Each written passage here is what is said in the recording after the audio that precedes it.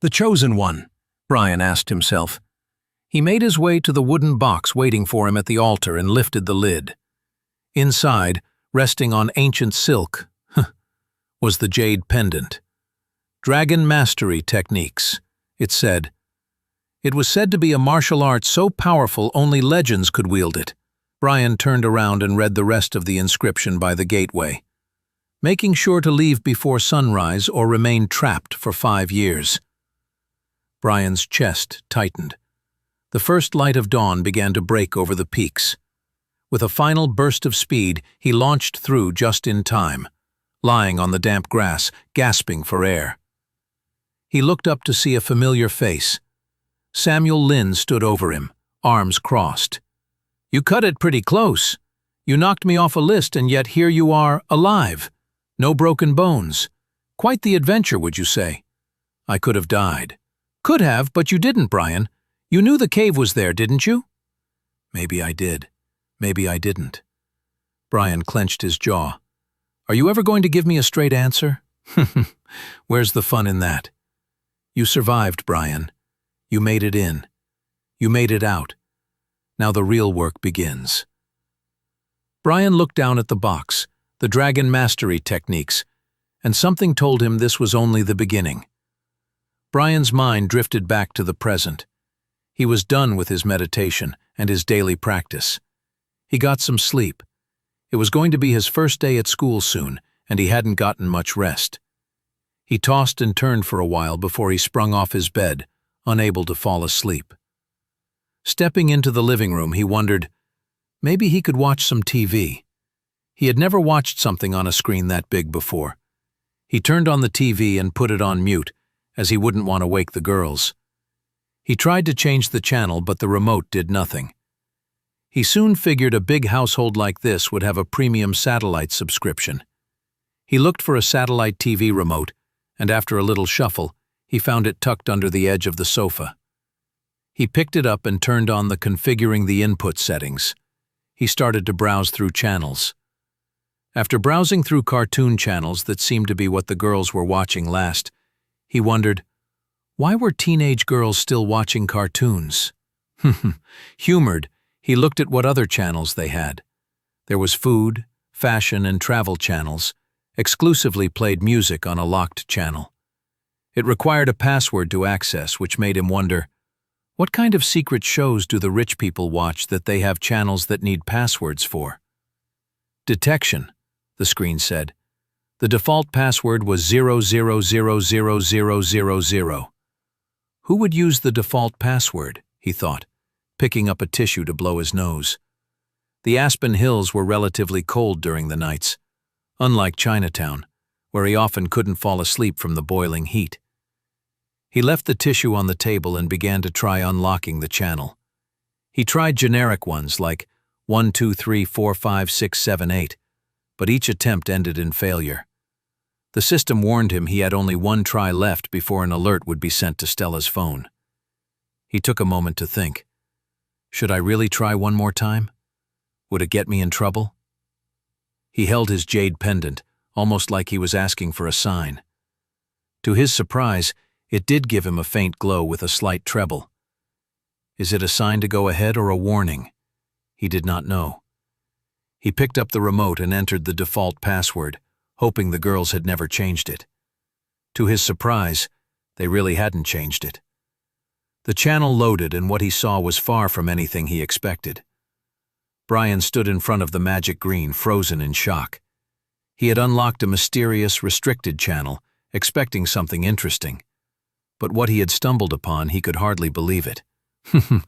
The girls who still watch cartoons have a secret channel for adult films.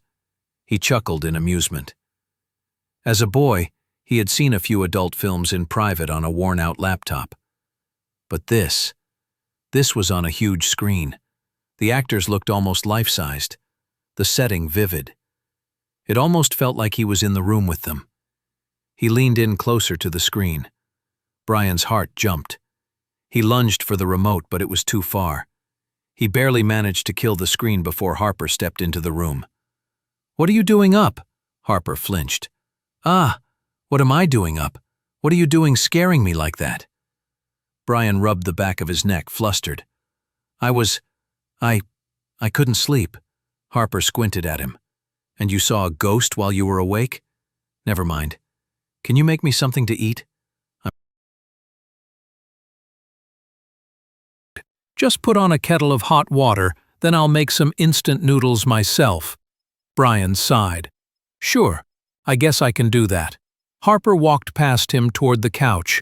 As Brian stepped toward the kitchen, he suddenly froze.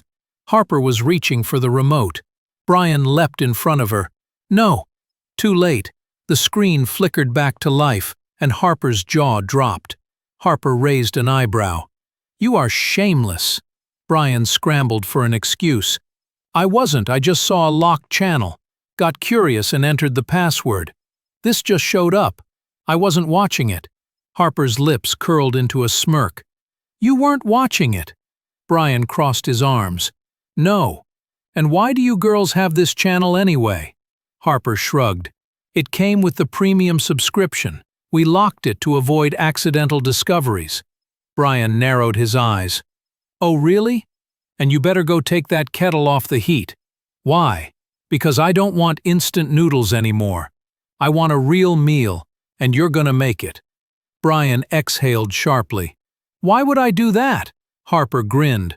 Because I just caught you in a nasty act.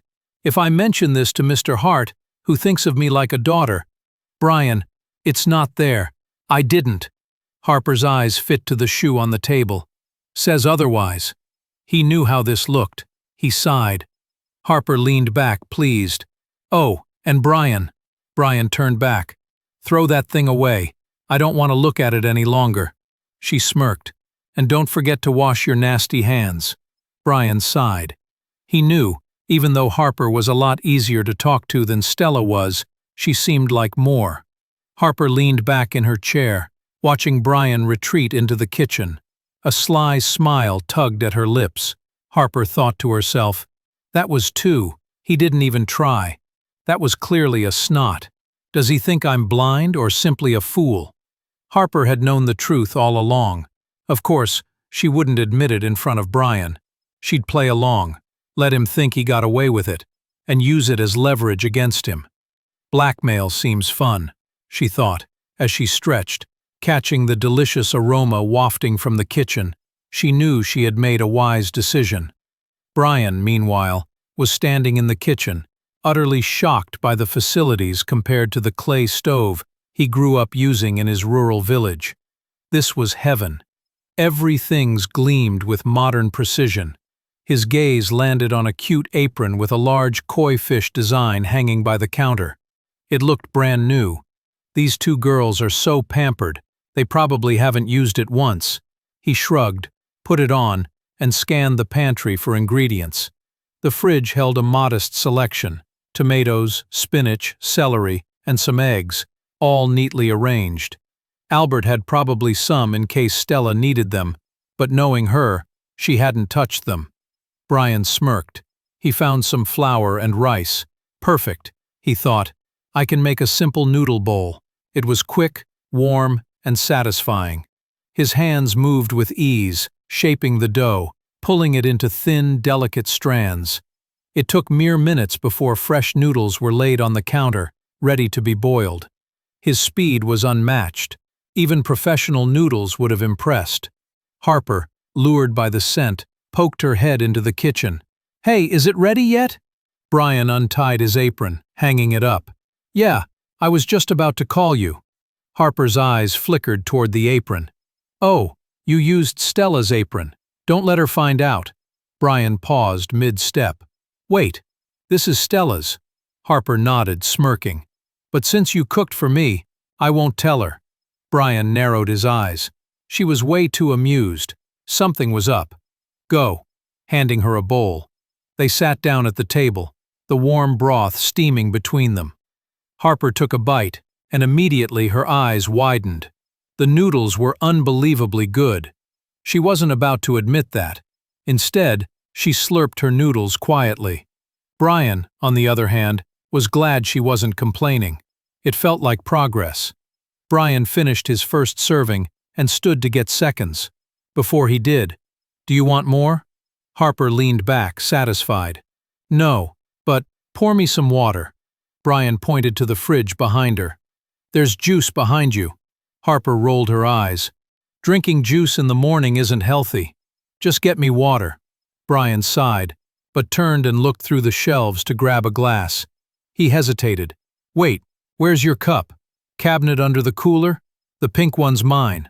Brian shook his head. "Of course it is," as he fetched it. Stella dragged her feet down the stairs, still groggy.